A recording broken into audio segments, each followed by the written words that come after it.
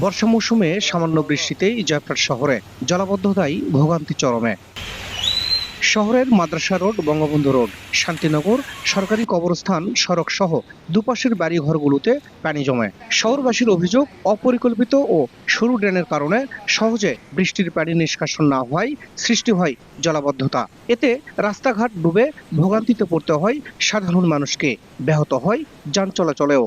এখানে একটু পানিতে 1 হিঁটু পানি জমে যায়। সামান্য বৃষ্টিতেই রাস্তা ডুবে যায়, ড্রেন একেবারে ভরে যায়, যার জন্য চলাচল করা খুব অসুবিধা হয়। সামনে নির্বাচনে পৌরসভায় যারা আসবে তাদের অবশ্যই এই রাস্তাটা সংস্কারের ব্যাপারে সিদ্ধান্ত নেওয়া উচিত। বর্ষা মৌসুমের সৃষ্ট জলাবদ্ধতার কারণে জনদুর্ভোগের কথা স্বীকার করে পর্যায়ক্রমে সমাধানের আশ্বাস পৌর প্রশাসকের। আমাদের বিদ্যমান যে ড্রেন রয়েছে সেই ড্রেনগুলো পরিষ্কার পরিচ্ছন্ন করছেন এবং যে প্রতিবন্ধকতা রয়েছে কিছু কিছু জায়গায় সেই প্রতিবন্ধকতা দূর করার জন্য আমরা ব্যবস্থা নিচ্ছি। উত্তরের সীমান্ত ঘেঁষা জেলা জয়পুরহাট শহরের বর্তমান বাসিন্দা 2 লাখেরও বেশি। শাহিদুল ইসলাম সবুজ, সময় সংবাদ, জয়পুরহাট।